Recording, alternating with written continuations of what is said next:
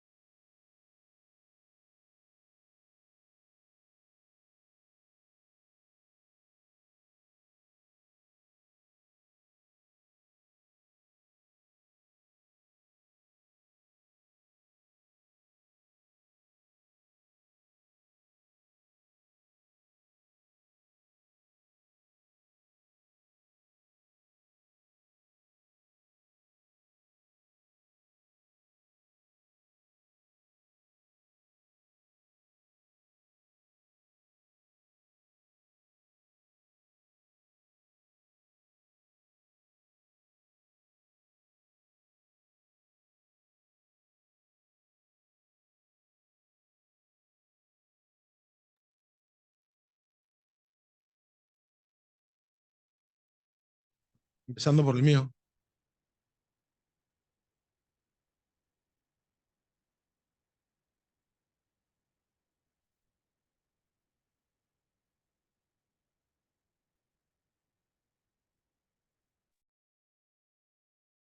Eso está difícil. Es como Marc Anthony, trato, pero no consigo.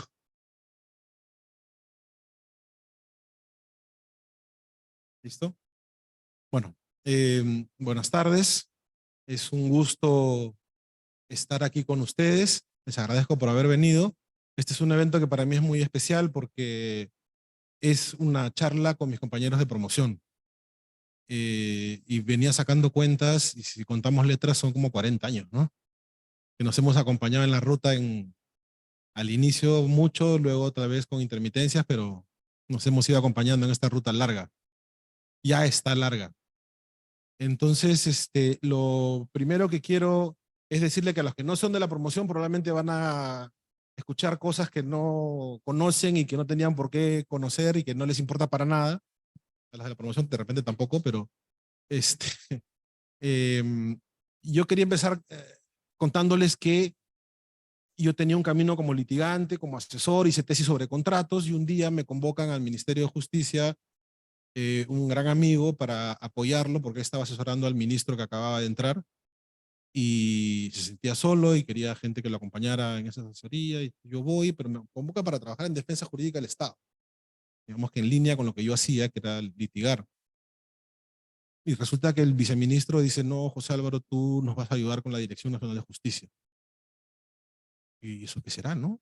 Y era una dirección bastante grande, era en ese momento la más grande del ministerio, que veía, yo soy agnóstico, que veía las relaciones con las iglesias católicas, con las demás iglesias, que veía extradiciones, traslados, cooperación judicial, negociación de tratados, conciliación, arbitraje y una cantidad de cosas más que dije, bueno, veremos qué pasa.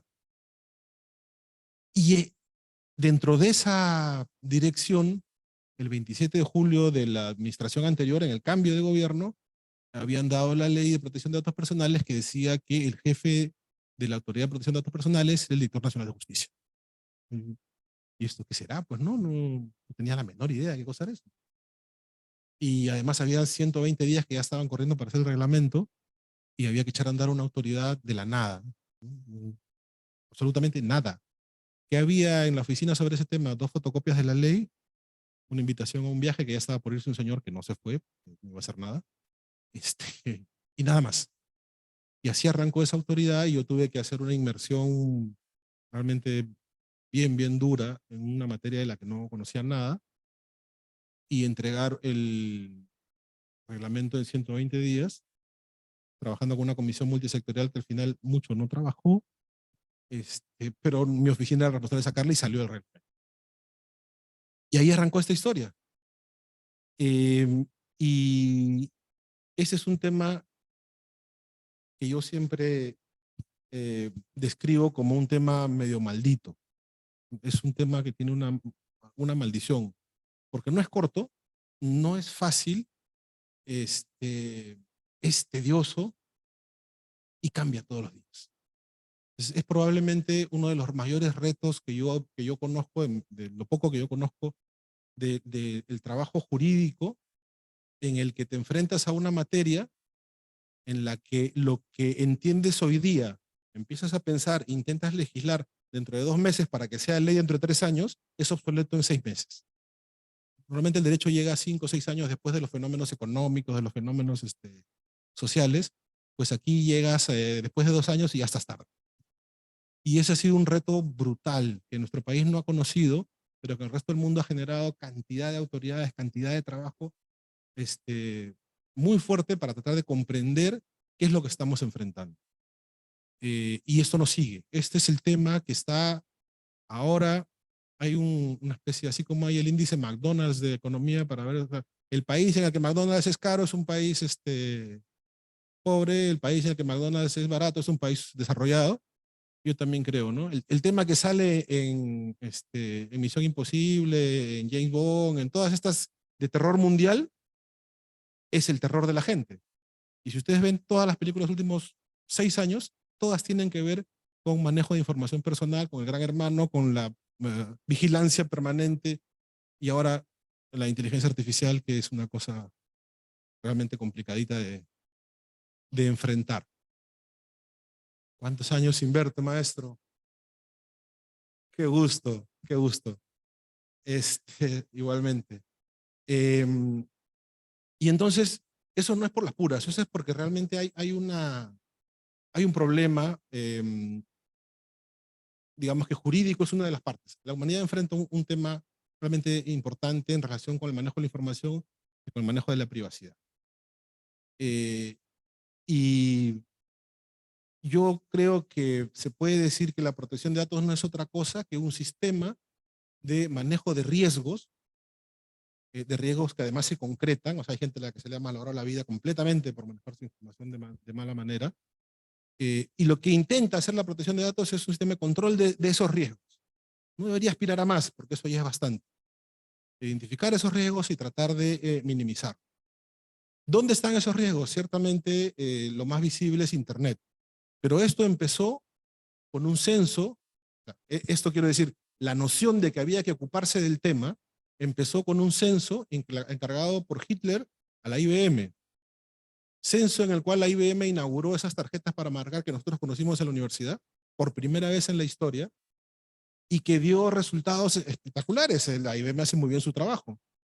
Y lo que ocurre es que de esa información, de ese censo, eh, Hitler separó información personal, patrimonial, geolocalización, le llamaríamos ahora, de todo lo que pudo, de judíos, gitanos, homosexuales y opositores en general.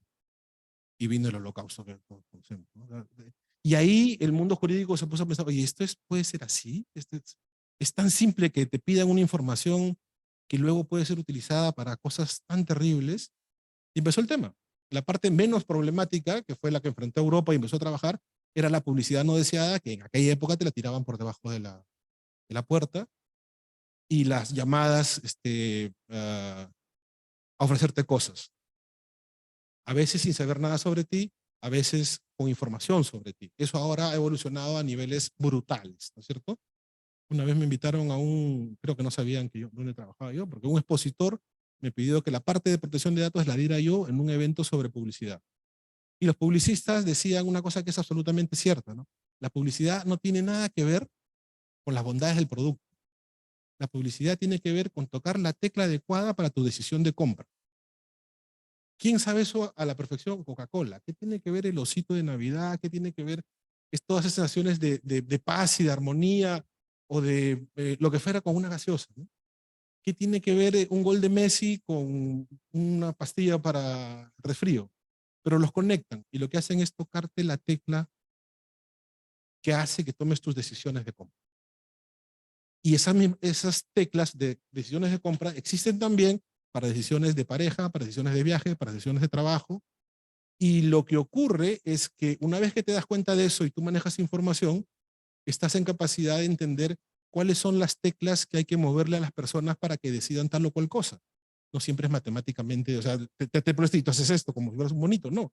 Pero hay una gran posibilidad de que tocando esas teclas ocurran cosas a nivel personal, a nivel de ciudad y a nivel de país.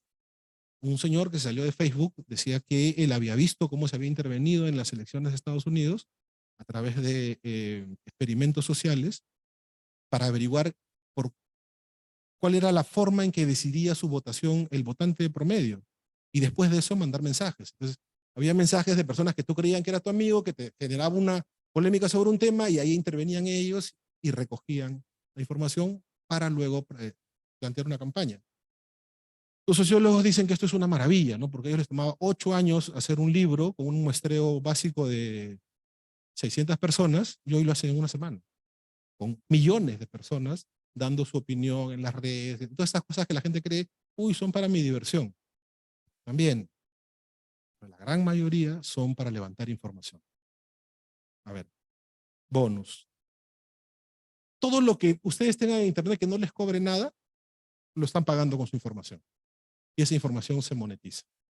Si yo te digo, tengo 500 personas a las que le puedo hacer llegar tu publicidad o tu mensaje, eso vale centavos. Si yo te digo, tengo 500 personas y sé cuándo viajan, qué compran, dónde echan gasolina, qué come su hijo, qué alergia tienen, qué medicinas tienen, eso vale dólares. Multiplícalo por millones. Entonces son capaces de decirte que te están regalando cosas para obtener tu información porque eso yo lo convierto en dinero. Eso funciona así aquí y en la China. Empezó en la China con TikTok y por eso que lo quieren bloquear porque a ver, Occidente le dice a la China, tú con TikTok estás fregándonos la vida porque estás haciendo esto. ¿Y cómo sabes? Porque nosotros lo hacemos, pero no somos chinos. Eso es así. ¿Qué cosa hay? ¿Para qué sirve esto? ¿Cómo se tocan las teclas de las personas? A través del perfilamiento, que es lo básico, ¿no es cierto? A un perfil de persona, la gente dice, qué casualidad, justo estaba navegando, buscando pasajes a Chiclayo y me empieza a llegar la publicidad. Hace unos años los móviles permitían que le sacaras la batería. En la época de Montesinos, si sacabas la batería, Montesinos no te chuponeaba. Ahora resulta que ya no se puede sacar la batería. Europa parece que va a ordenar que las baterías sean posibles de ser sacadas a partir de algunos años.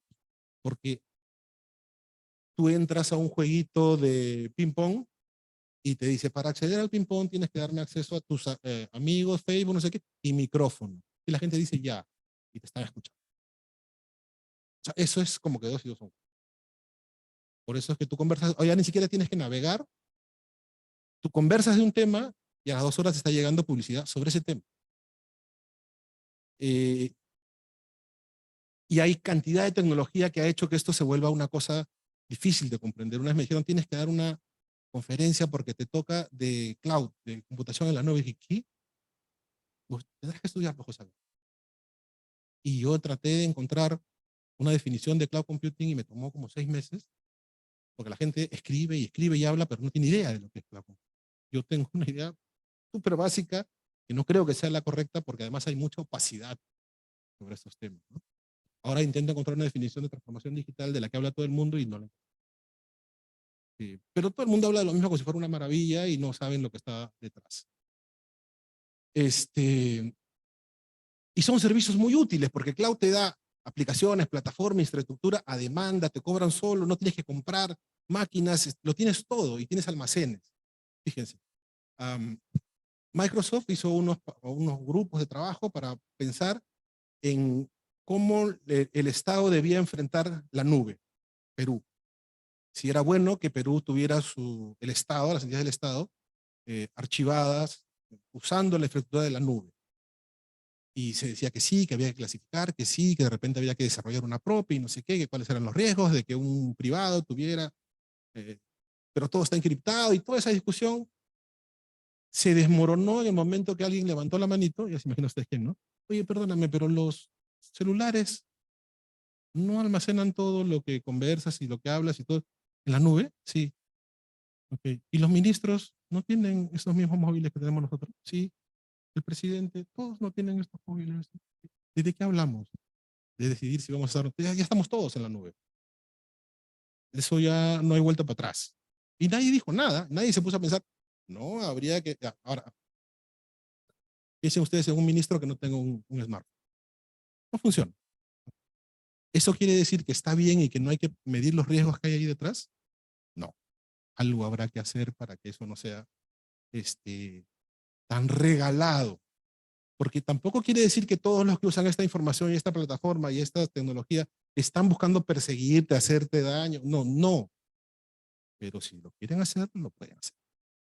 Eso está claro. Tenemos sistemas de tracking para saber por qué te persiguen en un centro comercial con cámaras, a ver qué cosa, dónde compras, cuánto te paras y cómo ven. La explicación comercial es que los locales se alquilan dependiendo de cuánta posibilidad, qué potencial tienen de venta. Y entonces, cuanto más te demores en una tienda, esa tienda va a costar más alquilarla. Y como ahora pueden tener interconectado tu movimiento con tu tarjeta y cuánto gastas, saben quiénes son los que más gastan y dónde se demoran más comprando. Y eso le da más valor. Parece totalmente inocuo, ¿no es cierto? Hay gente que dice, a mí me da lo mismo que averigüen eso. Hay gente que dice, no quiero, me siento aterrorizado de que sepan todo sobre mí.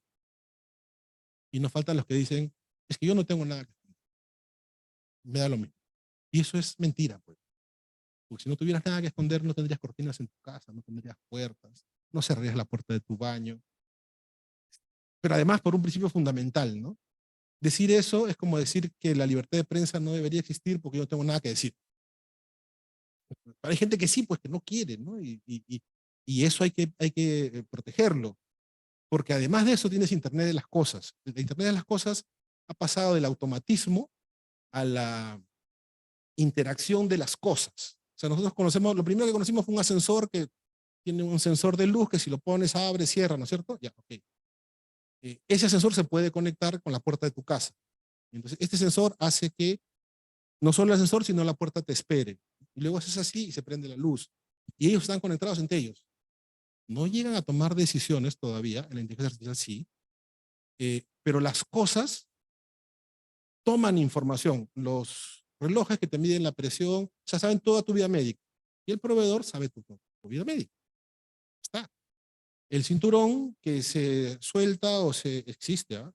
O se ajusta si acabas de almorzar o si ya pasó tu hora de almorzar. El plato que identifica qué estás comiendo, cuántas calorías tiene y te dice, oye, hoy día no debes comer eso, bota la mitad. Esas cosas existen, por no poner otras cosas, por no mencionar otras cosas que son más complicadas. Los teléfonos, no voy a decir más allá de eso, los móviles, simplemente que tienen más capacidad de gestión, de memoria, velocidad y de hacer cosas que la computadora que ayudó a llegar al hombre a la luna, si es que alguna vez llegó, ¿no? Porque dicen que nunca llegamos, pero si fuera cierto, esa computadora es la quinta parte de lo que es en lo que tienen en el bolsillo todos ustedes. Y ahora hemos llegado al punto de la inteligencia artificial, que yo no sé a dónde nos llevará. Sí sé que es una forma de existencia, y sí sé que todas las formas de existencia generan una primera opción que es sobrevivir. Si algo tiene conciencia de que existe, va a querer sobrevivir. Y si encuentra un enemigo, va a ir contra ese enemigo para poder sobrevivir. Y eso es una forma de vida. Que no sea como nosotros o lo que fuera, porque toma decisiones. El Internet de las cosas nos habla de cosas que no toman decisiones. Estas vainas toman decisiones. Y luego tenemos el mundo en el cual todos nos sentimos muy cómodos, ¿no? El Waze, el Google Maps, en que saben dónde estás, a qué hora vienes, cómo llegas, cuándo fuiste.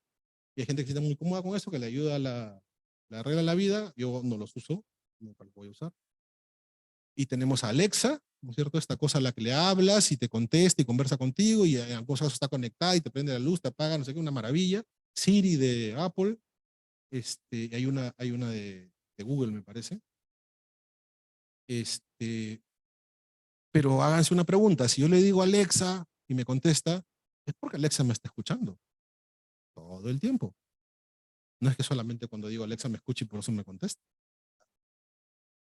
Y ahí viene un tema que a mí me sorprendió la primera vez que lo vi, y lo vi en un seminario sobre ciberseguridad militar. Y vi una foto de la Barbie conectada. Que hoy día está de moda la Barbie, ¿no? Pero es que resulta que hay una Barbie conectada con la que los niños conversan. Y no es que tiene grabaciones de una canción, pasa a la otra canción, o la Yola, ahora cántame el patito. No, interactúa en tiempo real con los niños. Las respuestas son grabadas, ciertamente. Y en ese seminario decían, hoy ya podemos tener 25 firewalls en la casa del comandante general del ejército, de las Fuerzas Armadas. Podemos tener todos los circuitos de seguridad, pero la niña tiene una Barbie conectada. Está todo el día escuchando todo. Y los profesores dicen, oye, pero esa niña ya no va a necesitar soltar su imaginación para jugar porque está sola con su muñeca. No, le va a preguntar y va a escuchar lo que le dice. Y sus miedos nocturnos y sus cosas de la niñez antes de la adolescencia, se la va a contar la muñeca. Y le va a contestar Mattel. No su mamá, no su papá, no su vecino, no su hermano. ¿Y eso está normal? Hay gente que dice, sí está normal, ¿no? Porque mientras tanto mi hijo está metido y mi hija está metida y yo sigo haciendo mis cosas, no me molesta. Pero tu hijo necesita que en esa época de su vida tú hables con él y le contestes esas preguntas, no Mattel. Habrá quien prefiera que se las conteste Mattel. No digo que no. Aterrizando un poco más, nosotros tuvimos una época en la que fue muy fuerte la actividad contraria a la ley, aterrizando a la gente acerca del reglamento que estábamos preparando. Y fue muy curioso, y voy a poner un solo ejemplo de la dinámica que tuvimos con esta revista Semana Económica, ¿cierto? Muy autorizada, muy presente en el mundo empresarial. Ellos sacaron un artículo que era Big Data, hoja de ruta para implementar. Otro artículo, los datos son la nueva moda de las empresas. La nueva moneda, perdón. La computación en la nube, realidad del futuro, éxito de hoy. Estoy hablando de hace 10 años, o sea, eso ya ocurrió. Tendencias tecnológicas, mirando al 2015, computación en la nube, grandes datos, Big Data, social, redes y movilidad. un número especial de esta misma revista sobre las 10 tecnologías que están cambiando el mundo de los negocios. 1, 2, 3, 4, 6 eran masivas en manejo de datos. Vehículos no tripulados, inteligencia artificial, Internet de las cosas, Internet móvil, Big Data y genoma humano. Y sin embargo, esas son las paradojas de nuestro país, esta misma revista saca en un número muy duro, en la carátula, un artículo que se llama El sobrecosto de la privacidad. Es decir, a pesar de reconocer esta cantidad de elementos que se involucran con nuestra privacidad, le llaman un sobrecosto, para poner objeción a que se regule, a que funcione. Y entonces ahí apareció en mi camino de protección de datos una nueva palabra kriptonita, que son las que te sueltan los que no son abogados, a los que somos abogados para congelarlos, ¿no? Primero que yo conocí fue el de Google, ¿no es cierto? Que es algoritmo. Entonces, claro, tú estás hablando de derecho, de hecho ustedes dicen, no, esto no es un algoritmo. Perdóname, dame una semanita para enterarme que es un algoritmo, ¿no? Porque además suena pues a que tú estás, kriptonita, pues no te congelaron, ¿no? El otro fue sobrecosto, ¿no? Es un sobrecosto, me puse a estudiar. Un sobrecosto es un gasto que tienes que hacer en un proceso de un producto del que fuera y que no agrega valor en esa cadena de valor que debe ser la producción de algo, producto físico, no físico, material y material. Y la pregunta es, proteger la privacidad de tus clientes o de quien fuera, no le agrega valor a lo que haces. ¿Vale lo mismo una empresa o una entidad que no respeta la privacidad de sus usuarios de otra que sí la respeta? Yo pensaría que no. Por lo cual en realidad no es un sobrecosto, pues. Si hay algún costo, es un costo, pero que ciertamente le agrega valor al producto. Entonces me salvé de la criptonita. Del algoritmo te salvas porque el algoritmo lo hace una persona. No es que el algoritmo aparece solo. El algoritmo es más o menos lo que hace la inteligencia artificial, pero multiplicado por millones, que es esas cosas horribles que nos daban en álgebra, que le agregas un valor que multiplica, y a cada cosa que puede ocurrir le pones un valor, y después de una ecuación sale un resultado que dice que eso es lo que funcionará. Es una operación matemática aplicable a cómo funcionan las redes y lo que fuera, ¿no? Por ejemplo, ¿qué cosa hacen con algoritmos? ¿A quién te presentan en las redes? Los mensajes de quién escuchas. ¿Qué publicidad te va a llegar a ti? ¿Por qué? Porque hacen un factor de qué cosas compras, qué cosas viajas, qué cosas opinas, qué cosas dices, y van juntando a la gente que tiene ideas parecidas para que no se peleen, porque todo eso es lindo, para que vean en su mundo, yo te aplaudo, tú me aplaudes y como nos gusta vivir. Y para eso funcionan los algoritmos. La siguiente palabra kriptonita que escuché mucho tiempo después ya acá es interoperabilidad.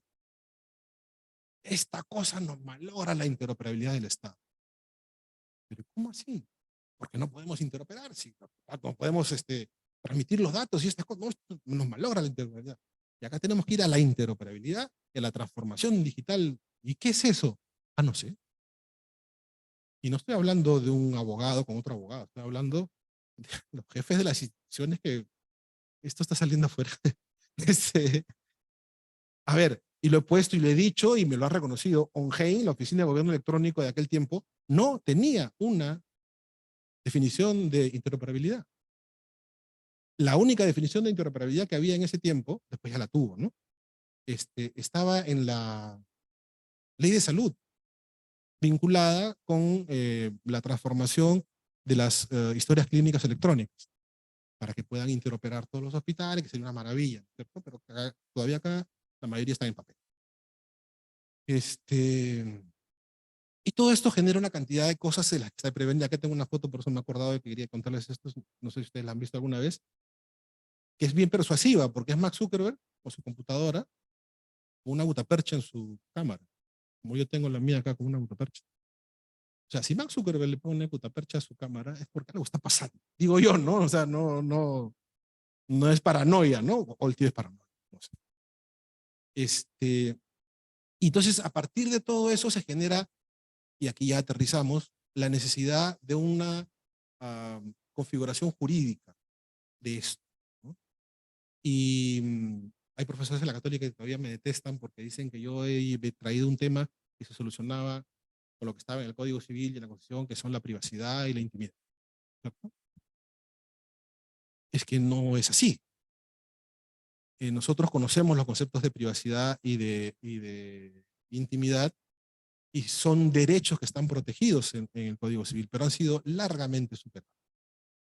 No por conceptualmente, la realidad ha hecho que sean insuficientes. La privacidad es el derecho que tenemos de que algunas esferas de nuestra vida, algunas actividades o cosas de nuestra vida estén separadas de la mirada ajena. Tenemos un murito y entonces esa es nuestra privacidad. Dentro de la privacidad hay una esfera más chiquitita que es la intimidad. Mi privacidad puede ser social. Por ejemplo, mi casa es un espacio privado, pero a mi casa entran mis amigos y los arquitectos le llaman a las partes dentro de los amigos la zona social, ¿cierto? Pero yo no meto a todos mis amigos a mi cuarto. Mi cuarto es mi zona privada. Pero si mis amigos entran a mi cuarto y no son mis íntimos amigos, perdóname, el que entró a tu cuarto ya es alguien que ha entrado a tu intimidad. Aunque no lo consideres así, ya entró a tu intimidad. Y yo pongo un ejemplo que me parece que grafica muy bien esto. Imagínense ustedes que reciben una invitación por una reunión privada. Puede ser profesional, puede ser personal, ¿qué imagina su cerebro? Una reunión privada. Y dentro de esa reunión privada luego les dice, aquí vamos a pasar a una reunión íntima.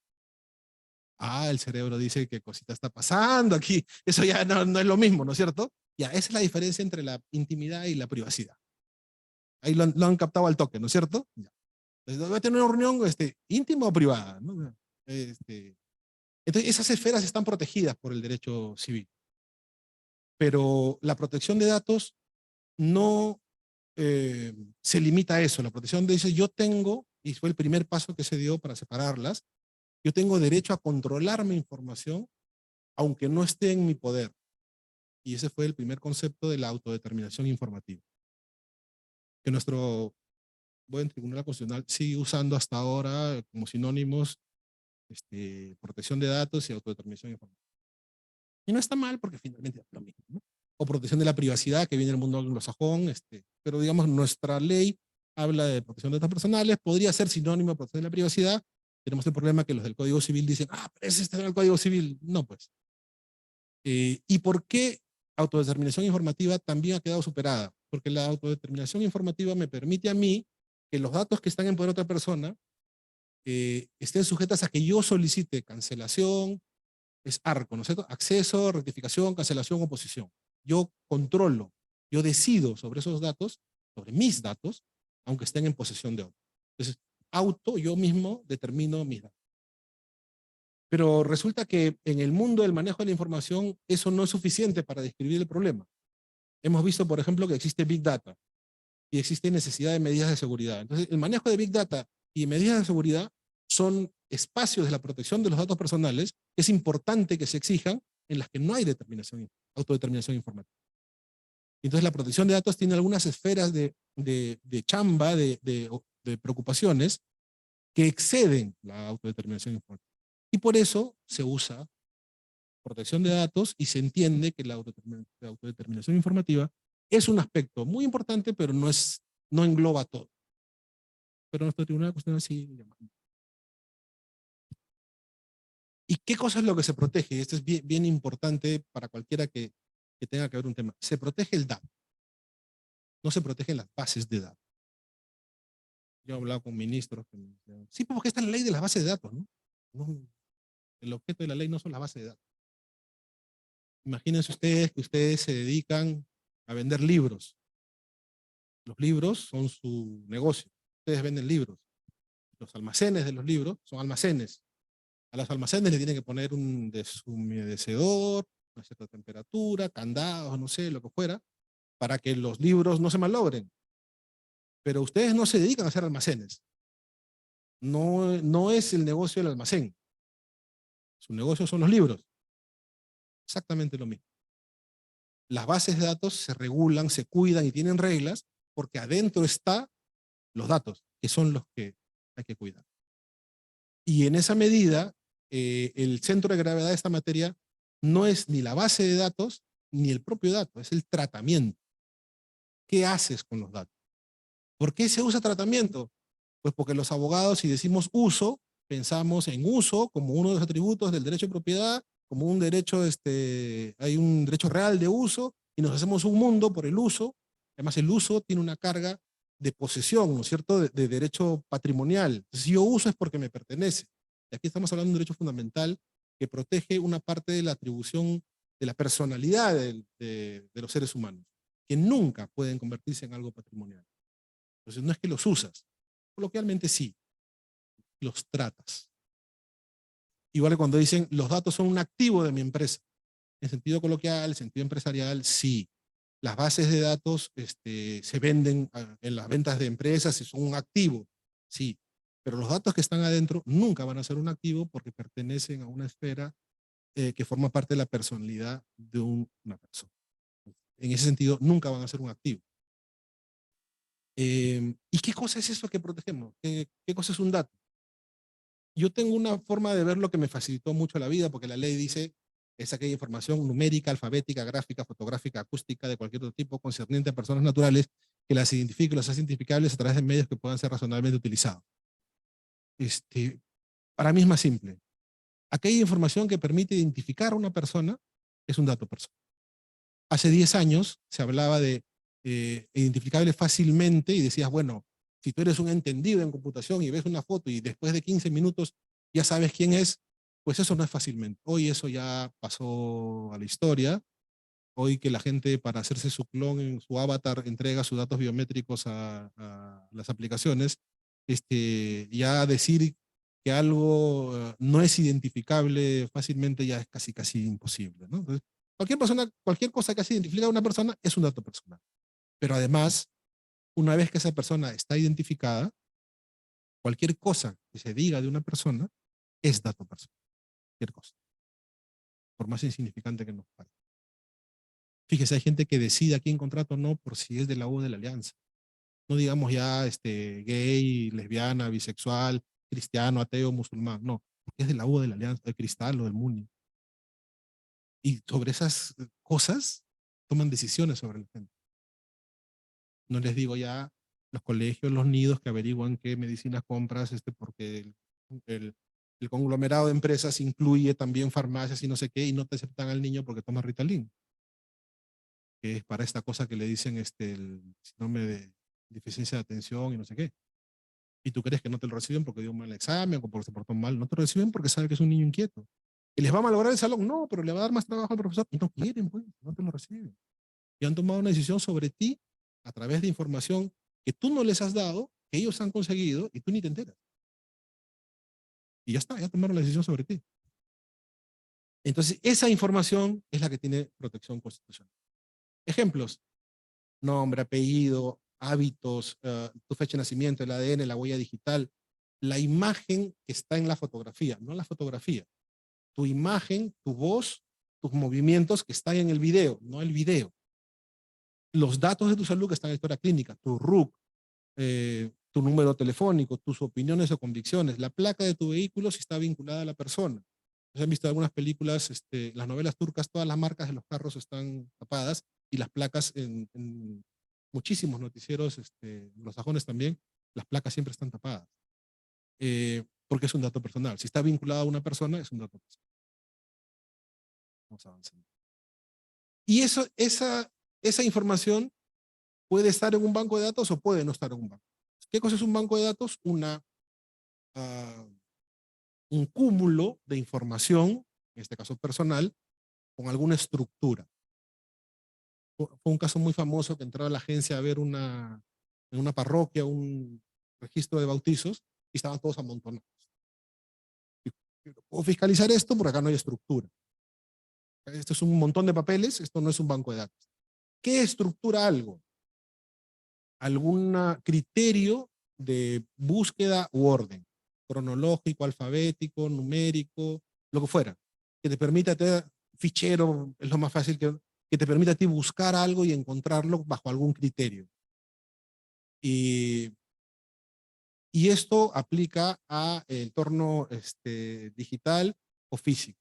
En el mundo físico todavía se puede encontrar grupos, cúmulos de información en papel que no sean bancos de datos. En el mundo digital yo creo que ya es imposible, porque si te mandan una cantidad de información sin ningún orden, tú con 4 clics le das un criterio cronológico, alfabético, lo que fuera, de tamaño, lo que fuera, y ya es un banco. ¿Qué bancos de datos siguen todavía en físico que son importantes? No, diría yo lamentablemente, pero no sé si lamentablemente. Fácticamente, historias clínicas, muchísimas, legajos personales de trabajo, muchísimos, eh, y no sé qué otra cosa más, pero digamos, y aquí viene otra cosa que nos complica más como peruanos, ¿no? En el Perú solo el 40% de las personas tienen acceso a Internet. O sea, no estamos pues en Suiza, ¿no? Lima, San Isidro, Miraflores, sí, muy bacán todo, pero no somos un país tecnológicamente avanzado, ¿no? Lamentablemente. Y entonces, como les digo, el centro de gravedad de esta materia es el tratamiento. ¿Qué haces con los datos? ¿Y qué cosas se aplican? Algunos principios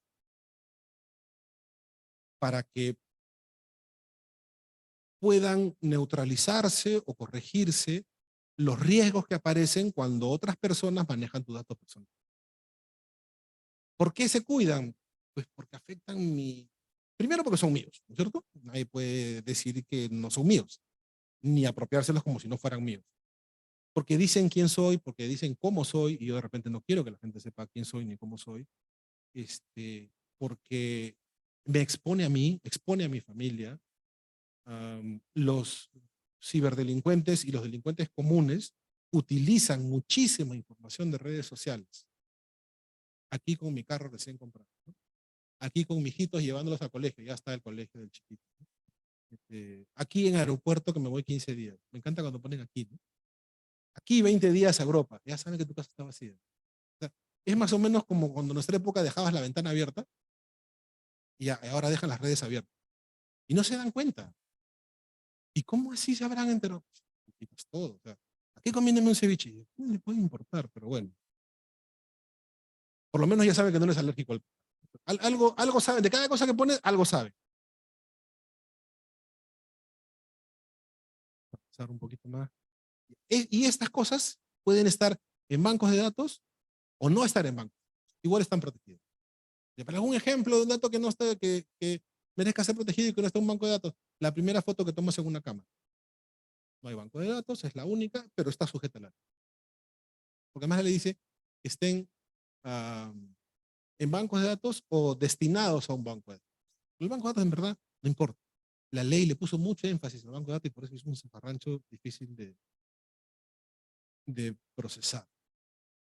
Entonces, si el centro de esto es el tratamiento, ¿qué es el tratamiento? Voy a empezar por la parte general, ¿no? El cajón desastre. Cualquier forma de procesamiento que facilite el acceso, la correlación o interconexión de datos personales.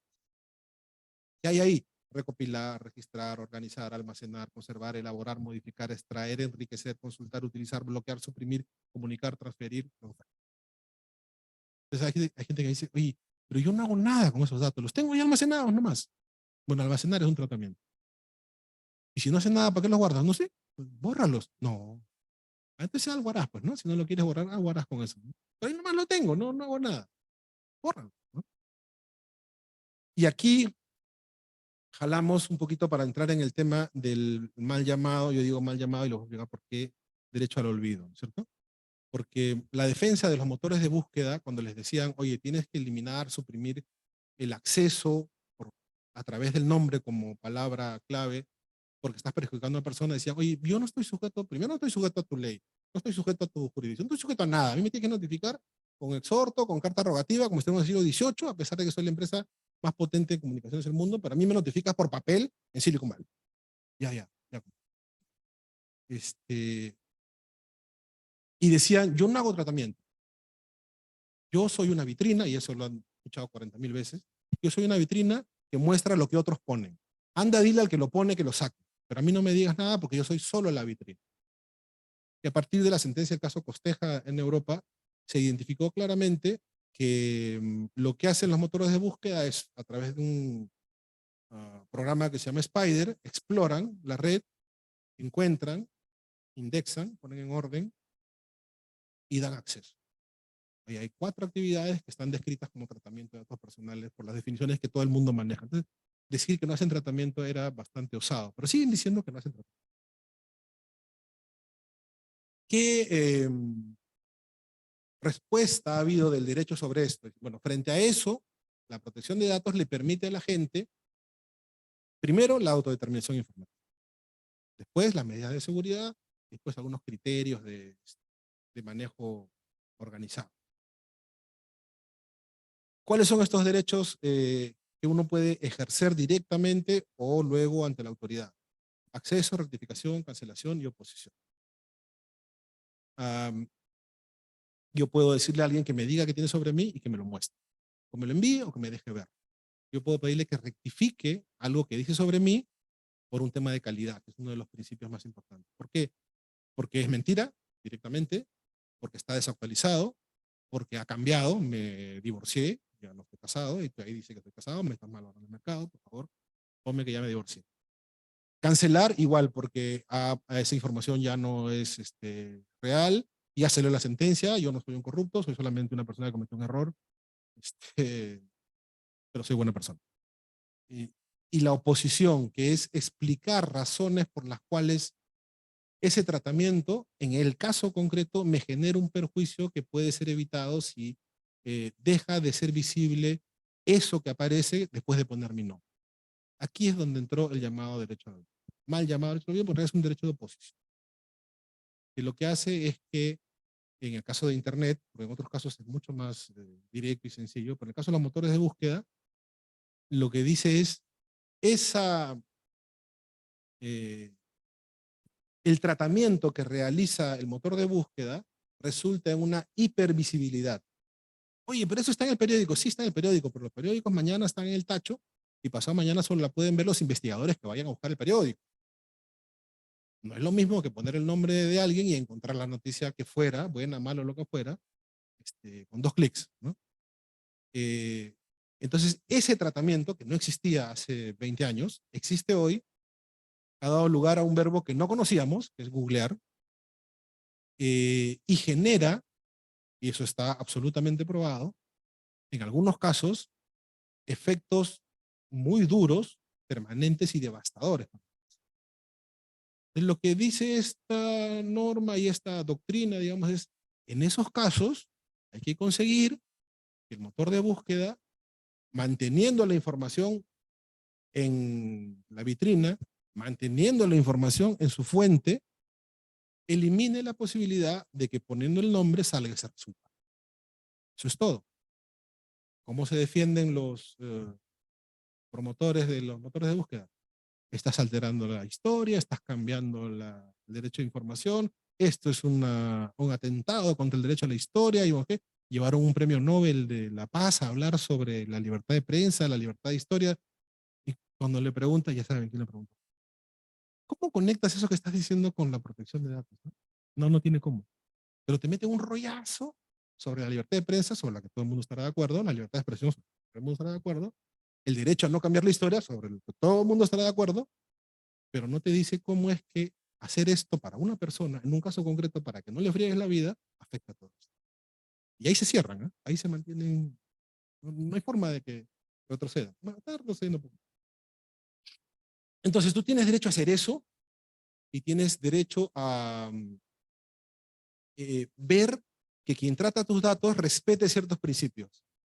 Rápidamente, consentimiento, proporcionalidad, finalidad, calidad, de la que hablé hace un rato, ¿no es cierto? Que sea actualizada, que sea de verdad, y seguridad, de la que no vamos a hablar porque es un tema, ese sí es bastante, no bastante, pero es mucho más tecnológico, ¿no? Medidas de seguridad de la información, ciberseguridad, lo que fuera.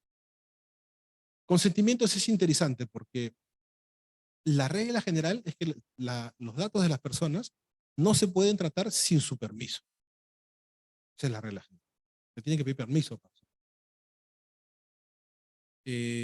La excepción es que una ley, una norma con rango de ley, autorice que hagas ese tratamiento sin consentimiento. Hay algunas excepciones al consentimiento, pero son excepciones. La regla general es consentimiento.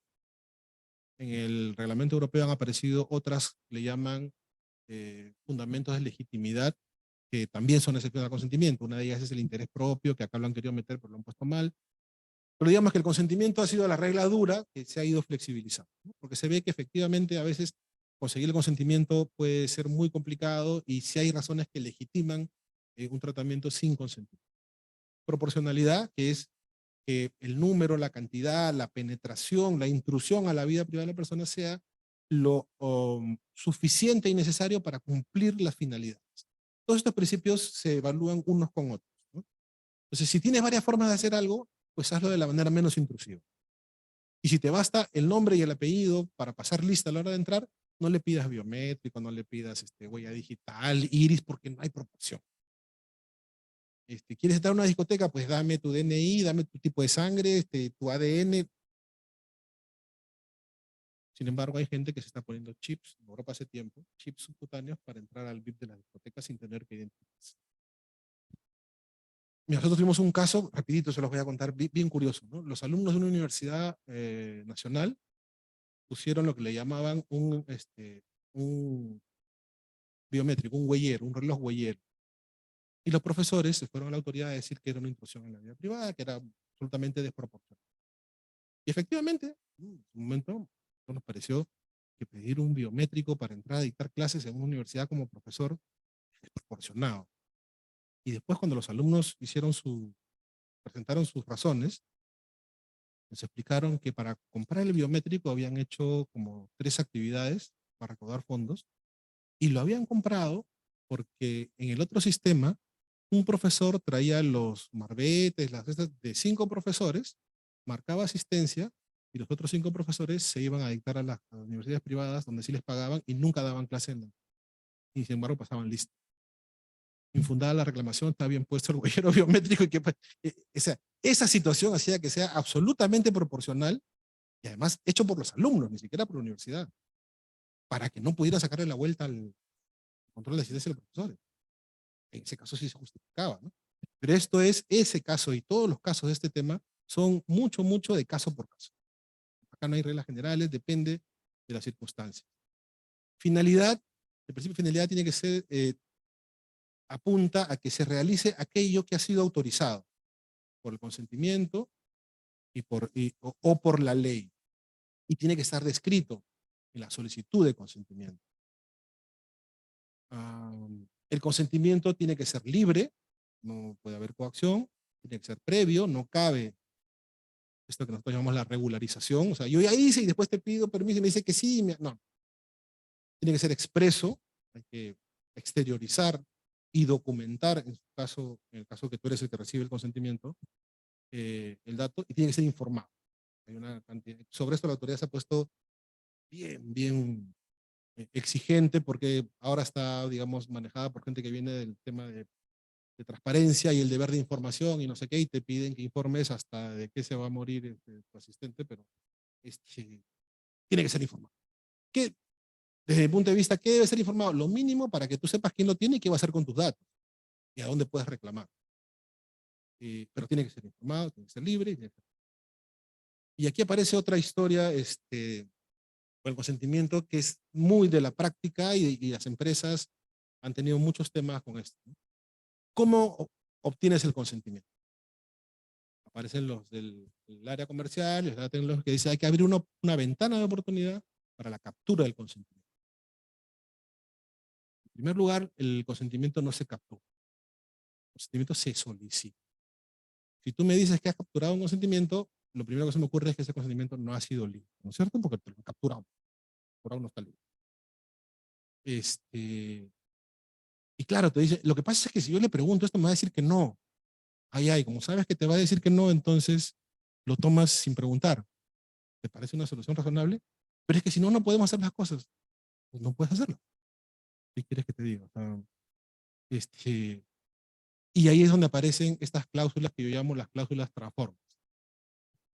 Una cláusula debe tener la declaración de que conoces cuál es el tratamiento y de que aceptas, ¿cierto? Es decir, no vamos a capturar. ¿Cómo? Primero, por ejemplo, el hecho de que usted continúe navegando en esta plataforma implica que usted ha autorizado su tratamiento de datos para esto y para lo que me dé la gana. Entonces, ¿eso es un consentimiento expreso? Yo diría que no. O sea, seguir navegando es la manifestación expresa de que aceptas eso. Yo diría que no. ¿Hay algo en el derecho que se parezca a eso? Sí, manifestación tácita, ¿no es cierto? Pero la ley dice que tiene que ser expreso, pues. Es que no, es expreso, pero como medio tácito, pero expreso. No, es expreso y todo es tácito.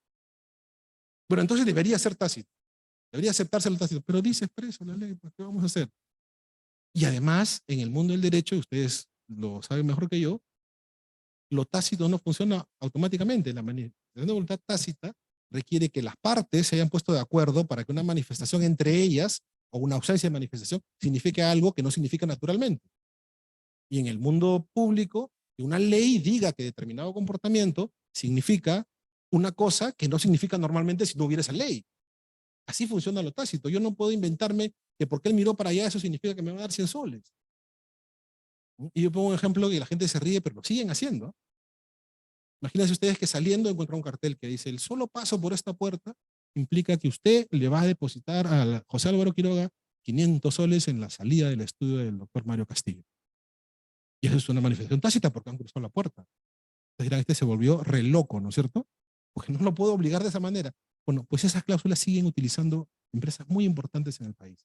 Si usted sigue navegando, significa que, y les explica, te dicen: no, no, esto es mi consentimiento. Ok, ok. Todos los consentimientos que tú crees tener así no son válidos, porque no son ni libres ni expresos. Tú no tienes posibilidad de no salir por la puerta. El otro es, en cumplimiento de la ley de protección de datos personales, usted me autoriza a que yo haga con esto, con esto. O sea, no soy yo el que cumpliendo la ley te pido permiso, sino tú, para que tú cumplas con la ley, me tienes que autorizar que yo haga.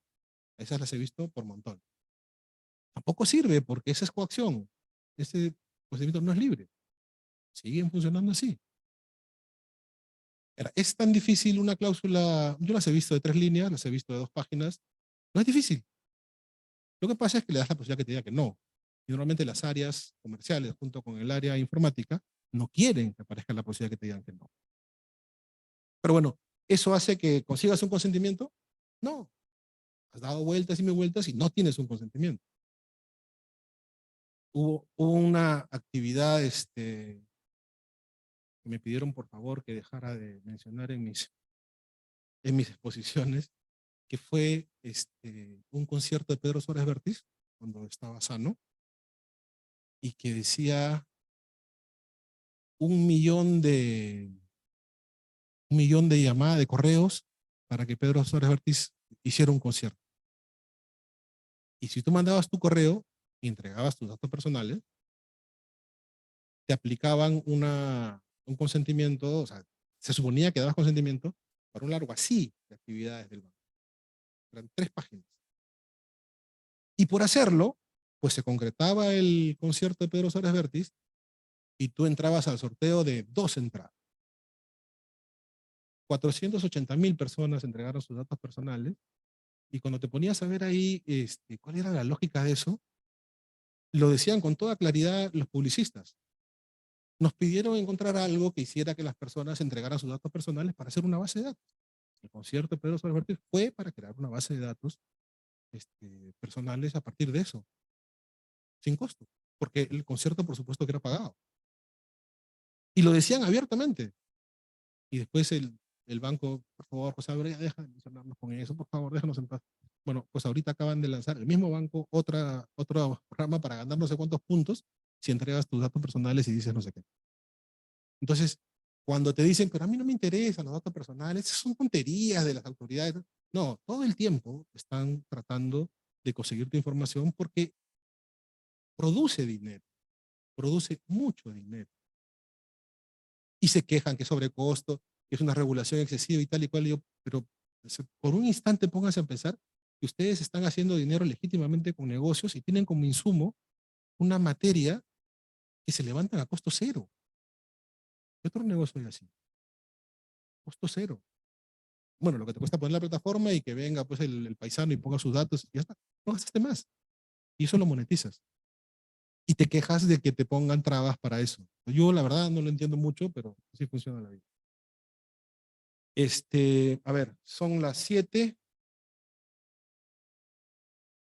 Yo voy a terminar con simplemente la vinculación de los datos personales con la información pública, que me parece bien interesante. De ahí paramos para las preguntas y terminamos antes de la hora. Eh,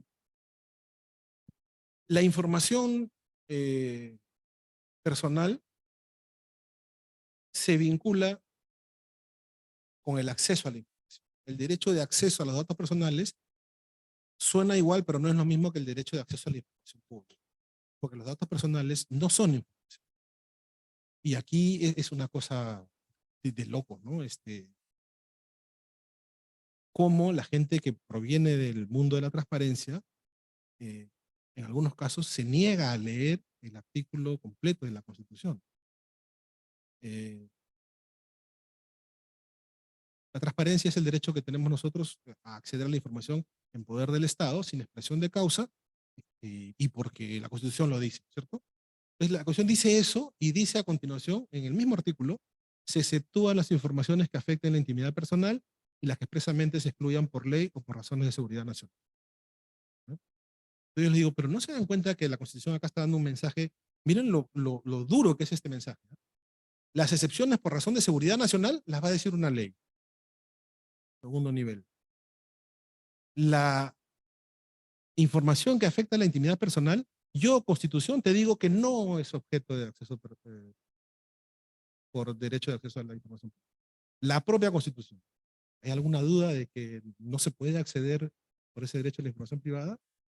Pues no quieren, no leen, esa parte no la leen.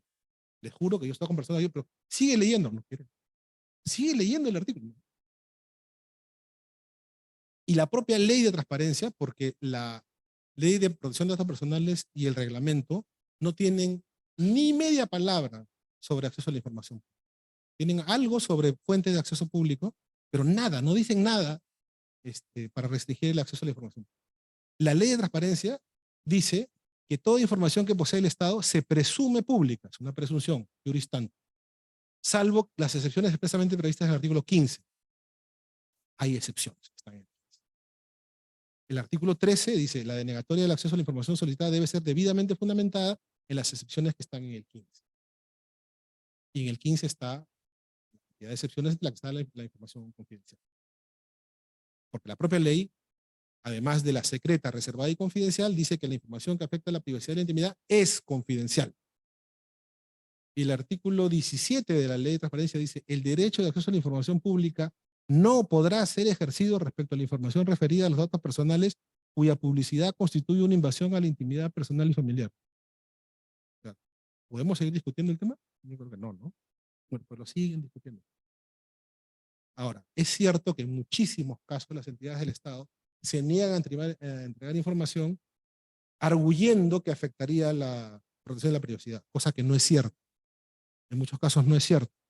Y porque además, a renglón seguido de decir que eso hay que protegerlo, las normas y la doctrina de protección de datos te dicen, tú puedes hacer un documento, una versión pública de un documento. Tachas, borras, haces lo que sea, proteges a las personas y entregas la información. Si la persona quiere la información de la persona, pues no se la puedes dar. Pero si quiere otra cantidad de información que incluye información personal, eliminas la información personal y entregas. No vas a denegar algo de 100 porque tiene 2 de datos personales. Borran los 2 pues, y le entregan los 98. Pero al Estado normalmente no le gusta hacer eso y mal usa la protección de datos para denegar hacer la información. Pero digamos, eso es un tema patológico, ¿no? Eso no debería ser así. Eso no sirve para, digamos, destruir la protección de datos. ¿Hay una incompatibilidad entre ambos derechos? Yo creo que sí, hay una incompatibilidad. El derecho de acceso a la información pública, por la Constitución, se ejerce sin expresión de causa. Yo tengo que explicar para qué. Alguna vez yo puse un ejemplo. Y si es un recién salido de la cárcel por violación después de 30 años y pide la lista de las profesoras y el horario de salida del colegio tal, porque acá de salida de la cárcel está un poco nerviosito, ¿Le van a dar la información? Tienen que darle, yo no se la doy. O sea, hay casos en los que no tiene sentido, pero la Constitución dice sí, expresión de causa. O sea, soy Mickey Mouse, mi correo es este, infórmame sobre esto. Y tú se lo tienes que dar. Hay un activista de la transparencia que mandó una solicitud de información sobre los planes de contingencia del Comando Conjunto sobre una invasión zombie. Y le tienen que contestar. Entonces, aquí tienes una que tiene mucha carga de hacer las cosas sin expresión de causa. No importa para qué lo quieren, no hay ninguna evaluación. Mientras que la protección de datos necesita evaluar finalidad, proporcionalidad, responsabilidad, quién, para qué, por qué, cómo, para ver si la persona está protegida y entonces se hace viable que el tratamiento funcione. No es que no porque no. En algunos casos, no es como dicen algunos, aquí no hay una afectación, por ejemplo, para identificar llamadas, a estas llamadas pesadas a las líneas de emergencia, ¿cierto? Pues habría que identificarlos para meterle su multa o hacer lo que fuera. Y hay una violación de la privacidad. No, sí hay, pero es una afectación legítima. Es como dice, cuando un semáforo te para, no está afectando tu derecho de tránsito. Sí lo está afectando. Porque no puedes caminar a la hora que te dé la gana, pero es una afectación legítima. Hay afectaciones que son legítimas, pero hay que hacer una evaluación. ¿Qué se hace para evaluar esto? Y eso en todos los eventos de transparencia y protección de datos se habla de esto, porque finalmente, yo, por lo menos los que yo he visto, los casos más importantes de decidir transparencia en casos que incluye información personal, no se resuelven por reglas o doctrinas de transparencia, sino de protección de datos personales, porque transparencia no tiene. Nunca se han puesto a pensar sobre eso. ¿Qué se hace? Se pondera. Me fui a buscar al diccionario. Ponderar es valorar, preferir qué resulta más importante en un caso concreto. Y se prioriza, que es valorar para establecer la preponderancia o primacía de algo. Son casi sinónimos, ¿no? Pero una cosa es un tema de tener uno con otro y el otro es priorizar, que puede ser muchísimos si priorizas lo más importante, aunque no sea uno con otro. Entonces sí, hay que ponderar y priorizar. ¿Cuál es el problema con los activistas de la transparencia y también con los de protección de datos? Que hacen esta ponderación o esta priorización en abstracto. O sea, yo miro los dos derechos y digo, a mí me gusta más esto.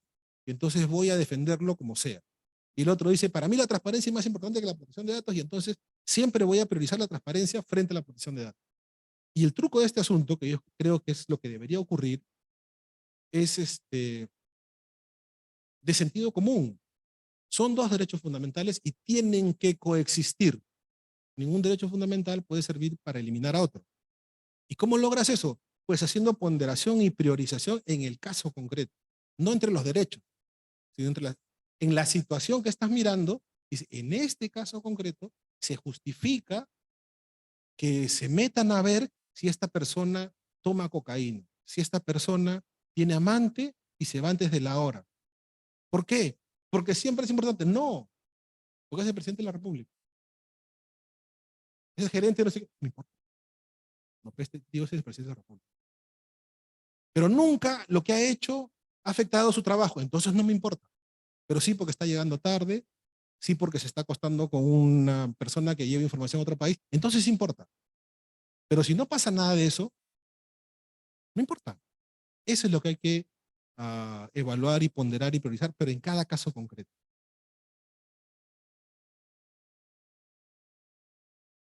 Ya estoy en derecho al olvido. Y el tema que es importante tener presente acá es que no en todos los casos en que aparece la palabra público, estamos hablando de información pública porque se vincula a algo público. Información pública, según la ley de transparencia, es la información que está en poder del Estado, de una entidad estatal, que se presume accesible. No es que se presuma pública, se presume accesible. Registro público puede aludir a dos cosas. A un registro administrado por el Estado, que no necesariamente es accesible al público. RENIEC es un registro público, pero no todo lo que está en RENIEC es accesible para mí. Registro público SUNARP, efectivamente, ahí sí, ese es un registro público que está hecho para entregar información al público. Pero aún en ese registro, en el artículo 2434 del reglamento de inscripciones, dice que el registrador puede denegar información o modificarla y entregarla solamente a los interesados cuando del registro aparezca materias que podrían afectar la intimidad y la privacidad de la persona o su familia. Yo no he escuchado que nadie use nunca ese artículo, pero está ahí. Por ejemplo, sucesiones, desheredación, divorcio, causales. Tú quieres saber cómo está el patrimonio, pero no hay ninguna necesidad, en principio, de que te enteres que eso llegó a él porque el hermano fue desheredado por indignidad, por abuso de alcohol o por lo que fuera. ¿Qué importancia tiene esto en relación con esto? Ninguna. Tú lo proteges, esto lo entregas, ¿no? Incluso registros públicos puede hacer. Información de dominio público. O sea, información pública, la gente alude a información pública como la información que es de dominio público. Todo el mundo lo sabe. Eso no lo convierte en información pública, porque puede ser mentira. ¿Es sabido qué? Es sabido. Y entonces yo lo publico, como se defendió una vez uno que lo acusaron de eso, yo lo publico porque ya estaba en todos los periódicos. Yo solamente lo publiqué pues, en mi Facebook. No, tú te haces responsable de lo que estás diciendo, aunque sea una opinión pública. Cuando te refieres a una persona, ¿no? Entonces un registro público no es lo mismo que un registro estatal. Y aunque sea un registro estatal, puede ser público, puede no ser público en el sentido de que se ha creado para acceder, para dar acceso a la información. ¿Lo público significa una sola cosa? No. Ustedes en este momento tengo el honor que sean mi público. Pero eso no les quita a ustedes su privacidad porque son públicos. Ni los convierte en personas públicas. Son el público, son mi publiquito ahorita. No todo el momento en el que aparece algo público es que ya, es de dominio público, puedo hacer lo que me da la gana, ¿no? Información publicada. Yo dije alguna vez y me dijeron que estaba esquizofrénico. Que de repente sí, pero no por esa razón. Que la información publicada no se convierte en información pública porque está publicada. Es decir, la información privada sigue siendo privada aunque se publique. Por una razón muy simple. Todos los que hemos tenido alguna foto, nuestro nombre, inclusive en una guía telefónica, en el anuario de la Católica, ya se publicó, ¿no es cierto? Y eso hace que yo ya no pueda tener control sobre eso. Convierte eso en algo que puede ser utilizado por cualquier persona. La cantidad de fotos que hemos visto de Mario en todos sus libros nos da derecho a agarrarle, ponerle cachitos, colitas, diablitos y publicarla para burlarnos de él. No, pero es información que está publicada en los periódicos. El otro día he visto una tuya también, una foto. Este, pero eso no lo convierte en información pública con la que yo pueda hacer lo que me da la gana. Oye, pero la ley dice que es de libre acceso y nadie consciente para el acceso a la información. Para el acceso. El acceso es un tratamiento. Para todos los demás tratamientos, después de que accediste, necesitas consentimiento. Un súper inteligente abogado que decía, pero esta es una locura, pues la protección de datos lo que quiere es que tú conozcas algo y luego te lo olvides. No, si quieres recuérdalo toda tu vida, pero no puedes hacer nada más que haber accedido y guardarlo en tu memoria. ¿Dónde dice que tienes que olvidarte? ¿Desde cuándo el olvidarse algo tiene relevancia jurídica? Pero esos son los gurús que andan por ahí diciendo, ¿no? Entonces, la información privada publicada no pasa a ser información pública de la misma forma que la información que tiene vocación de pública, porque está del Estado y no está en las excepciones, no se convierte en privada o en secreto porque la escondas. Una cosa es su naturaleza y otra cosa es lo que haga. Su naturaleza es privada, la pública sigue siendo privada. La vida privada también se desarrolla en la calle. Las actividades públicas de una persona son una cosa, y si la persona es pública, quiero decir, tiene una autoridad pública, pues no puede impedir que lo tomen en esas actividades públicas. Pero en su vida privada sí, puede impedirlo. O sea, la presidenta de la República, cuando sale los sábados y sale, sábado por la mañana a comprar su periódico y su tamalito en la esquina, pantuflas y en ropa de dormir, está en su vida privada. Pero eso es algo que la gente no entiende. O sea, tomar a un notorio de la televisión desde afuera, en su casa, haciendo una cosa que no debía hacer, todos estamos de acuerdo con eso, pero dentro de su casa o aún afuera, es una violación de la privacidad monstruosa.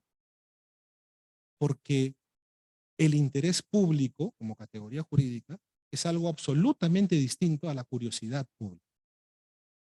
El interés público tiene que ver con aquellas cosas que aportan a la estructura, al bienestar y al desarrollo de un país, de una sociedad en su conjunto. no lo que a mí me gusta saber. Yo quiero conocer con quién salió Advíncula. Eso no es interés público, es curiosidad pública. Si él lo muestra, que lo muestre. Pero no es que yo tengo derecho a eso, porque tengo curiosidad, porque quiero saber. Y eso es algo que está muy, muy metido en la cabeza de la gente. La gente cree que no tiene defensa sobre eso. Y si me ven en la calle, pues no tengo defensa. Le han malogrado la vida a gente que estaba cenando en un sitio, porque acá había un notorio, que tomaron una, o no tan notorio, pero un X que no tenía que ver con él, y él estaba atrás cenando con alguien. Y tú estás cenando, poner un ejemplo que nos va a tocar a todos, con dos socios de un estudio en el que no trabajas, con el que estás conversando, o porque están viendo cosas de trabajo, o porque te están tirando un dado a ver si te quieres ir con ellos, y tú ni siquiera lo has pensado todavía, estás almorzando con ellos. Y sale la foto y te van cenando así, ¿y cómo reaccionan en tu oficina? Tienes que dar explicaciones, ¿no es cierto? Pero en realidad tú tendrías que dar explicaciones de eso si te da la gana. En el momento en que tú consideres que ha llegado la conversación a un punto en que tienes que decir, oye, sí, claro, está pasando esto. Pero mientras tanto no tienes que darle explicación a nadie. Y sacan la foto y tú estás ahí, pero estás en la calle. Es tu vida pública, no vida pública. El extremo, y con esto acabo el ejemplo, es una señora que protesta en un evento de 400 personas en un teatro en Madrid, no le gustaba lo que estaba pasando en ese evento, y sale desnuda y protesta, ¿no? Con su cartelito, ¿no es cierto? No me gusta, no me gusta, soy de la Casa de Papel. Y pues sale en toda la televisión y ella denuncia a la Autoridad de Protección de Datos a todas las televisoras por desproporcionalidad, porque ella sabía que iba a un evento público y que iba a mostrar su desnudez en un evento público de 400 personas, no de 35 millones. Y no había ninguna necesidad de mostrarla a ella desnuda por la televisión cuando eso era un evento privado o público. ¿400 personas pueden estar en un evento privado? Yo diría que sí. Así es, no es un acto público. Y ella no está haciendo un acto público. Pero claro, anda a decirle a un dueño de un canal de televisión que eso no es un acto público y que ya no se expuso. Sí, me expuse, pero no para todo el país, solamente para lo que estábamos. Es un tema bien, bien complicado. Fíjense, el acceso a los registros ha estado en el tema de si era posible que a través de un registro se conociera a qué hora entró una señora a hablar con el presidente o con su esposa, señora que luego 3 días ganó una licitación millonaria. Y el jefe de control de registro le piden el acceso y dice, ¿lo entrego o no lo entrego? Es un registro, acá están todos los que entraron o no entraron, ¿cuál es el problema? Mira lo que hay detrás. O sea, detrás de un simple registro puedes estar tú ubicado en un sitio en el que prefieres que no se sepa que estuviste, o de repente tienes derecho a que no se sepa que estuviste. El último ejemplo. Una señora denunciaba a un colegio por no haberle recibido a su hijo y pedía a la UGEL que sí, que miren, que para acá, nunca me lo recibieron y no sé qué. Y el colegio decía, lo recibimos, estuvo acá y luego la señora se lo llevó. Y acá están los registros. Y la UGEL no lo sabe por un tema burocrático, no sé qué. A ver, ¿cuál es el afán de la señora de demostrar que el colegio nunca lo registró y que se lo tuvo que llevar a otro? El niño era discapacitado. Entonces, si la señora demostraba que el director no lo acogió en ese colegio y no le dio matrícula y lo rechazó, ese director está jugando a la cárcel por discriminación. Se pudo demostrar que el chico entró, lo tuvieron, no se acomodó, no sé qué, los colegios estatales tampoco dan muchas facilidades para niños discapacitados, y la señora y lo demostró con un documento en que la señora había ido a un casillero y había recogido la cosa. La señora me dijo, doctor, ¿por qué me hace eso? ¿Por qué me ha hecho esto? Yo no le he hecho nada, señor. Le digo, está demostrado que su hijo sí estuvo en ese colegio y después se fue. Usted lo que quiere es demostrar que lo han discriminado. Y aquí no lo han discriminado. Detrás de un triste registro escolar y de la UGEL puede haber un caso de discriminación que puede llevar a una persona a la cárcel. Y como ese ejemplo le puede poner muchísimos en los que el manejo de nuestra información puede tener repercusiones muy, muy serias. Espero que con las preguntas les pueda contar algunos otros casos, pero ya con esto cumplo con ustedes y al tiempo que me han pedido que tome para conversar con ustedes. Muchísimas gracias por escucharme.